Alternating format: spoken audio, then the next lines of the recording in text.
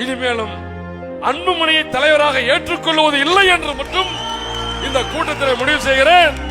இந்த வன்னிய சமுதாயத்தை சுரண்டி வாழ்ந்து கொண்டிருக்கிற அந்த குடும்பம் என்றைக்கும் தலைவராக முடியாது, தலைமை தாங்க முடியாது.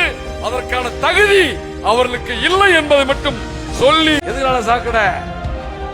உங்க அப்பம் ஓடுறதுனால சாக்கடை, உங்க அப்பம் ஓடுறதுனால சாக்கடை.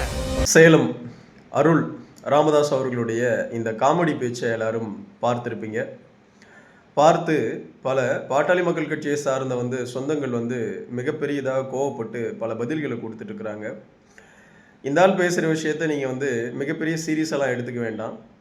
இதை நம்ம காமெடியாக தான் எடுத்துக்கணும். காமெடியாக எடுத்துக்கிற விஷயங்கள் நான் என்னென்னன்றதை நான் பட்டியலிடுறேன். அதற்கு முன்னாடி பார்த்தீங்கன்னா சேலம் அருள் அவர்களுக்கு சில புத்திமதியை சொல்லலாம் அப்படின்னு ஆசைப்பட்றேன். என்ன அப்படின்னா, கடந்த ஒரு வருஷமாக பார்த்தீங்கன்னா தைலாபுரத்துடைய பெரியவரை இப்படி தான் பார்த்தீங்கன்னா பிரெயின் வாஷ் பண்ணி, ஐயா உங்கள் பின்னாடி தான் எல்லாரும் இருக்கிறாங்க, உங்கள் பின்னாடி தான் பார்த்தீங்கன்னா நாடே இருக்குது, உங்கள் பின்னாடி தான் வடதமிழ்நாடே பார்த்தீங்கன்னா இருக்குது, வன்னியர்கள் பார்த்தீங்கன்னா உங்கள் பின்னாடி தான், உங்கள் பிள்ளை பின்னாடிலாம் யாரும் கிடையாது அப்படின்னு சொல்லிட்டு அவரை உசுப்பேத்தி பார்த்து பார்த்தீங்கன்னா சரியான பார்த்தீங்கன்னா விஷயம் அமையலை அப்படின்னோடனே அக்கா காந்திமதியை கூப்பிட்டு வச்சு பார்த்தீங்கன்னா உசுப்பேத்தி, காந்திமதியோட பார்த்தீங்கன்னா 2 பிள்ளைங்க பார்த்தீங்கன்னா முகுந்தன் சுகுந்தனை பார்த்தீங்கன்னா கூப்பிட்டு உசுப்பேத்தி, இப்படி கடந்த ஒரு வருஷமாக பார்த்தீங்கன்னா என்னென்ன ஆர்ப்பாட்டங்கள், என்னென்ன போராட்டங்கள், என்னென்ன பேச்சுக்கள், என்னென்ன விஷயங்கள் பண்ணீங்க அப்படின்னு ஒட்டுமொத்த வன்னியர்களுமே தெள்ள தெளிவாக பார்த்துட்டாங்க. அப்படி இருந்தும் மீண்டும் மீண்டும் பார்த்தீங்கன்னா சேலம் அருள் அவர்கள் பார்த்தீங்கன்னா எதை இந்த சமூகத்துக்கிட்ட தன்னை வெளிப்படுத்தி பார்த்தீங்கன்னா காட்டிக்கிறாருன்னே தெரியல. மிகப்பெரிய ஜோக்காக தான் இருக்குது பார்க்குறதுக்கு. ஃபர்ஸ்ட் ஆஃப் ஆல் பார்த்தீங்கன்னா பாட்டாளி மக்கள் கட்சி தலைவர் அண்ணன் அன்புமணி ராமதாஸ் அவர்கள் இந்த பிரச்சனையின் போது சேலம் அருள் அவர்களுக்கு ஒரு பெயர் பார்த்தீங்கன்னா சூட்டினார். நல்ல அருமையான ஒரு பெயர். என்ன பெயர் அப்படின்னா சாக்கடை. அந்த சாக்கடை பற்றிலாம் நம்ம பெருசாக கண்டுக்க வேண்டாம் அப்படின்னு சொல்லியிருந்தார். அதை மேற்கோள் காட்டி மிகப்பெரியதாக கொதிச்சிருக்கிறாரு சேலம் அருள். ஃபஸ்ட்டு அன்புமணி அவர்களோட பார்த்தீங்கன்னா நாங்கள் சேர மாட்டோம் அப்படின்னு சொல்லியிருக்கிறாரு. நீங்கள் வலியனா சேர்றேன் அப்படின்னு சொன்னாலும் பாட்டாளி மக்கள் கட்சியில் சேர்த்துக்க மாட்டாங்க. ஒருவேளை பாமக பார்த்தீங்கன்னா சேர்த்துக்கணும் அப்படின்ற முடிவு எடுக்கிறாங்க அப்படின்னா பல தொண்டர்கள் பார்த்தீங்கன்னா கண்டிப்பாக தலைமையை நம்பாமல் விலகிடுவாங்க. அப்படியாப்பட்ட ஒரு சூழலை தான் பார்த்தீங்கன்னா இருக்குது. ஸோ அதனால் உங்களுக்கு அந்த ஃபஸ்ட் ஆப்ஷனே கிடையாது.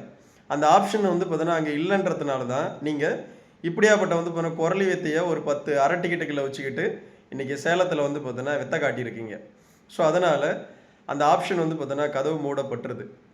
அடுத்ததாக உங்கள் அப்பனோட பார்த்தீங்கன்னா இருந்ததுனால தானே என்னை சாக்கடை அப்படின்னு சொல்லிட்டேன் அப்படின்னு அன்புமணி ராமதாஸ் அவர்களை குறிவைத்து பேசியிருக்க.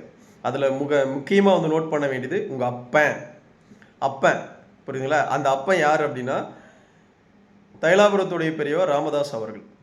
புரியுதுங்களா? நாம் கூட பெரியவர், தைலாபுரத்துடைய பெரியவர் அப்படின்னு தான் நாம் அந்த பிரச்சனை நடக்கும்போது கூட காணொலிகளில் பார்த்தீங்கன்னா மரியாதையாக பேசியிருக்கோம். ஆனால் கொஞ்சம் அப்பாவோட புள்ள சேர்ந்துட்டாருன்னு தெரிஞ்ச உடனே உங்கள் அப்பன் பின்னாடி நான் இருந்ததுனால தானே பார்த்தீங்கன்னா என்னை சாக்கடைன்னு சொல்லிட்டேன் அப்படின்னு குறி வைக்கிறாரு. நீங்கள் பெரியவரோட பின்னாடி இருக்கும்போது சாக்கடையாக தெரிஞ்சதை தாண்டி இப்போ இன்னும் மிகப்பெரிய ஒரு சாக்கடையாக தெரியுறீங்க போல இருக்கு உங்கள் பேச்சின் மூலமாக. புரியுதுங்களா? முதல்ல அதை நீங்கள் புரிஞ்சுக்கணும். சேலம் அருள் அவர்களே, நீங்கள் அண்ணன் அன்புமணி ராமதாஸ் அவர்கள் சொன்னதை விட மிக மோசமான அந்த சாக்கடைன்ற இடத்துல தான் நீங்கள் இப்போ நீந்திட்டு இருக்கீங்க. அந்த நீந்துதல்ல இருந்து பார்த்தீங்கன்னா வெளியே வந்தால் நல்லாயிருக்கும். புரியுதுங்களா? நல்லா இருக்குமான்னு தெரியல, வெளியே வந்தீங்கன்னா நல்லாயிருக்கும். இந்த சமூகம் பார்த்தீங்கன்னா உங்களை எந்த இடத்துலையுமே நம்பலை. அடுத்ததாக வன்னியர்களை வச்சு பார்த்தீங்கன்னா பிழைப்பு நடத்துகிறார் அன்புமணி. வன்னியர்கள் யாரும் நம்ப வேண்டாம் அப்படின்னு பார்த்தீங்கன்னா மிகப்பெரிய ஒரு வார்த்தையை சொல்லியிருக்கீங்க. சரி, அன்புமணி அவர்கள் பார்த்தீங்கன்னா வன்னியர்களை வச்சு பிழைப்பு நடத்துகிறாரு. எத்தனை வருஷமாக நீங்கள் எப்படி பாட்டாளி மக்கள் கட்சியும் வன்னியர் சமூகத்தையும் வச்சு நீங்களும் பிழைப்பு தான் நடத்துனீங்களா? அந்த பிழைப்பில் தான் உங்களுக்கு எம்எல்ஏ சீட்டு கிடைச்சதா? அந்த பிழைப்பில் தான் உங்களுக்கு வன்னியர்கள் ஓட்டு போட்டாங்களா? அந்த பிழைப்பில் தான் நீங்கள் எம்எல்ஏ ஆனீங்களா அப்படின்ற கேள்வியை நாங்கள் முன்வைக்கலாம்ல. ஏன்னா சாதாரண தொண்டர்களாச்சு நாங்கள் கேட்கலாம்ல. சாதாரண வன்னியர்கள் தானே நாங்கள் கேட்கலாம்ல. அந்த பிழைப்பு தான் பார்த்தீங்கன்னா அன்புமணி அவர்கள் வாழ்கிறார் வன்னியர்களை வச்சு அப்படின்னு நீங்கள் சொல்கிறீங்க அப்படின்னா அதே வன்னியர்களோட வந்து பார்த்தீங்கன்னா விஷயத்தை வச்சு தானே இத்தனை வருஷமா நீங்கள் பழிச்சிட்டு இருக்கீங்க. அப்போ உங்களுக்கு ஒரு நியாயம், அவருக்கு ஒரு நியாயமா? அப்போ அதே பிழைப்பில் தானே நீங்களும் வந்து பார்த்தீங்கன்னா உருண்டுட்டு இருந்தீங்க, அதே பிழைப்பில் தானே நீங்களும் இருந்தீங்க. அப்போல்லாம் தெரியலையா? அப்போல்லாம் வந்து பார்த்தீங்கன்னா பாட்டாளி மக்கள் கட்சி தலைவர் அன்புமணி ராமதாஸ் அவர்கள் உங்களுக்கு புனிதராக தெரிஞ்சார். நீங்கள் வந்து பார்த்தீங்கன்னா சாக்கடைத்தனமாக நடந்துக்கிட்டா, உங்களை வந்து பார்த்தீங்கன்னா சாக்கடை அப்படின்னு வந்து பார்த்தீங்கன்னா மேற்கோள் காட்டிட்டா, உடனே வந்து பார்த்தீங்கன்னா நீங்கள் வந்து திருப்பி நான் வந்து பார்த்தீங்கன்னா இவங்க வந்து வன்னியர்களை வச்சு பிழைப்பு நடத்துகிறாங்க அப்படின்னு ஒரு அஜெண்டாவை கையில் தூக்கிட்டு மீண்டும் வந்து பார்த்தீங்கன்னா ஒரு குரலை வெத்தியை காட்டிகிட்டு இருக்கீங்க. கடந்த ஒரு வருஷமாக தைலாபுரத்துடைய பெரியவரை வச்சாவது வந்து பார்த்தீங்கன்னா குரலை வெத்தியை காட்டுறதுனால வந்து சமூகத்தில் அங்கேயாவது வந்து பார்த்தீங்கன்னா ஒரு 4 பேர் உங்கள் பின்னாடி இருந்தான். அந்த 4 பேர் கூட வந்து பார்த்தீங்கன்னா இருக்க போகிறது கிடையாது இனிமேல். உங்கள் பின்னாடி வந்து பார்த்தீங்கன்னா ஒரு 10 அரை டிக்கெட் இருக்குது பார்த்தீங்களா, அந்த அரை டிக்கெட்டுங்க மட்டும்தான் வந்து பார்த்தீங்கன்னா கடைசி வரைக்கும் உங்களோட இருந்துக்கிட்டு எதையாவது வந்து பார்த்தீங்கன்னா எங்கேயாவது வந்து கட்சிகளோடு வந்து பார்த்தீங்கன்னா ஏதாவது ஒரு வேலையை பார்த்துக்கிட்டு வந்து பார்த்தீங்கன்னா பொழைக்க வேண்டித்தான். புரியுதுங்களா? ஸோ அதனால் வந்து பெத்த பிள்ளையோட வந்து பார்த்தீங்கன்னா தகப்பன் சேர்ந்துட்டாரு, தகப்பனோட பெத்த பிள்ளை சேர்ந்துட்டாங்க அப்படின்னா நீங்கள் வந்து கதற வேண்டிய அவசியமே கிடையாது. அவங்க தகப்பனும் பிள்ளையும் அவங்க சேருவாங்க அப்படின்னு உங்களுக்கு தெரியவே தெரியாதா? சேரக்கூடாது அப்படின்னு தான் நினச்சிங்க, ஆனால் சேர்ந்துட்டாங்க. அதை பொறுத்துக்க முடியாமல் தான் வந்து பார்த்தீங்கன்னா இப்படியாப்பட்ட குரலை வித்தையெல்லாம் காட்டிகிட்டு இருக்கிறாரு. ஸோ அதனால் பாமக தொண்டர்கள், வன்னியர் சொந்தங்கள், சேலம் அருள் அவர்களுடைய வந்து இப்போ இந்த பேச்செல்லாம் பார்த்து பெரிய அளவிற்கு வந்து நெகட்டிவாக வந்து பார்த்தீங்கன்னா ஃபீல் பண்ண தேவையில்லை. இது பாசிட்டிவாக எடுத்துக்க வேண்டியது தான். நமக்கு வந்து பார்த்தீங்கன்னா ஏதோ ஒரு மன கஷ்டம் இருக்குது அப்படின்னா அந்த நேரத்தில் வந்து சேலம் அருள் அவர்களுடைய இந்த பேச்சை பார்க்கும்போது நம்மளுக்கு அந்த மன கஷ்டமே போயிடும். அப்படியேப்பட்ட ஒரு மனநிலையை தான் வந்து பார்த்தீங்கன்னா சேலம் அருள் அவர்களை வந்து பார்க்கணும். புரியுதுங்களா? இது காமெடி பேச்சு, இதை நம்ம சீரியஸெல்லாம் எடுத்துக்க வேண்டிய அவசியமே கிடையாது. ஏன்னா இவங்க வந்து ஒரு வருஷமாக வந்து பார்த்தா காட்டின குரலை வெத்திலாம் நிறைய பார்த்துட்டோம்.